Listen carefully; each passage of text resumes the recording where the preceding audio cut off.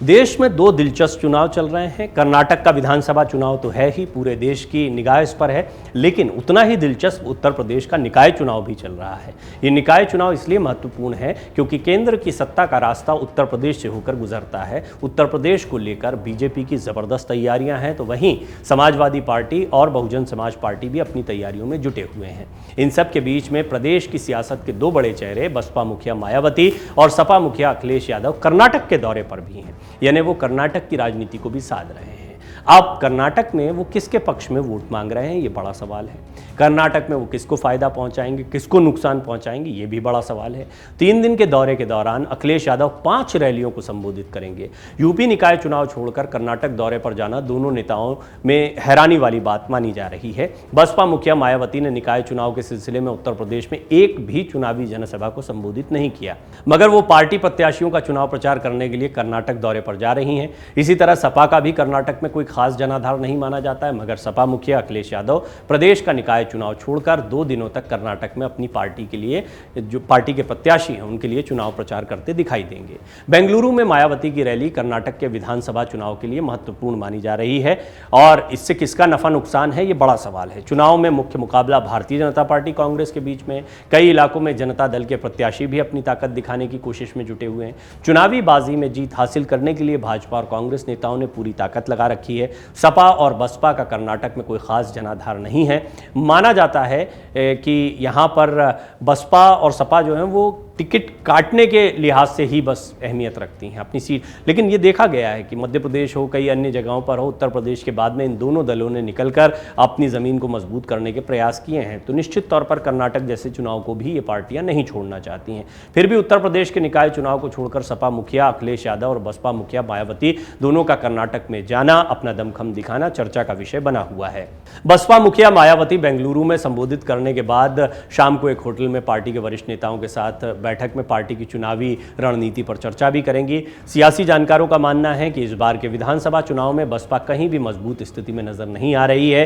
BSP के चुनावी अखाड़े में कूदने से कांग्रेस को सियासी नुकसान की आशंका जताई जा रही है। आपको बता दें कि बीएसपी कर्नाटक में अकेले अपने दम पर चुनाव लड़ रही है। एक दौर था जब पार्टी यहां सरकार में शामिल हुआ करती थी। उसके विधायक कुमार स्वामी की सरकार में मंत्री भी रहे हैं और पार्टी के प्रदेश प्रभारी और राज्यसभा के पूर्व सांसद अशोक सिद्धार्थ ने बताया कि पार्टी राज्य की 131 सीटों पर चुनाव लड़ रही है। कुछ तकनीकी कारणों के चलते 6 उम्मीदवारों का पर्चा खारिज हो गया। उनका दावा है कि बीएसपी करीब 1.5 दर्जन सीटों पर मजबूत स्थिति में है। कर्नाटक में अखिलेश यादव भी अपनी ताकत दिखा रहे हैं। मायावती से ठीक उलट अखिलेश यादव ने निकाय चुनाव में कई जगहों पर प्रचार भी किया है। अखिलेश यादव जब से सपा के एक बार फिर से अध्यक्ष बने हैं, तभी से वो सपा को राष्ट्रीय पार्टी बनाने की कोशिशों में जुटे हैं। पिछले कुछ समय में उन्होंने कई बार दक्षिण के राज्यों का दौरा भी किया है। वो तेलंगाना के सीएम केसीआर के साथ भी मंच साझा कर चुके हैं। सपा अध्यक्ष की इन कोशिशों को पार्टी के दक्षिण में विस्तार से जोड़कर देखा जा रहा है। हाल ही में गुजरात विधानसभा चुनाव में सपा ने एक सीट पर जीत भी हासिल की। सपा के हौसले बढ़े हुए हैं। अखिलेश यादव ने कर्नाटक से इंजीनियरिंग की पढ़ाई भी की। ऐसे में वो अक्सर कर्नाटक से अपना लगाव भी दिखाते रहे हैं। सपा ने गुजरात में एक विधानसभा सीट जीतने के बाद अब कर्नाटक की 224 विधानसभा सीटों में 14 सीटों पर अपने उम्मीदवार उतारे हैं। यहाँ की 5 सीटों पर पार्टी के नेता जमकर पसीना भी बहा रहे हैं। उन्हें उम्मीद है कि ये सीटें उनके खाते में आ सकती हैं। इनमें अफजलपुर, कालाबुर्गी, सोरबा, चित्रदुर्ग पर मजबूत स्थिति में होने का दावा पार्टी की तरफ से किया जा रहा है। इन सीटों पर वो जनसभाओं को संबोधित करेंगे। 2 दिन बेंगलुरु में रुकेंगे। इस दौरान पार्टी नेताओं के साथ ही अन्य दलों के नेताओं से भी मुलाकात करेंगे। कर्नाटक में सपा ने साल 2018 के विधानसभा चुनाव में 20 सीटों पर प्रत्याशी उतारे थे, लेकिन एक भी जीत नहीं पाया था। इससे पहले 2018 विधानसभा चुनाव में भी सपा ने 20 सीटों पर प्रत्याशी उतारे थे, हालांकि उनका एक भी उम्मीदवार यहां जीत नहीं पाया था।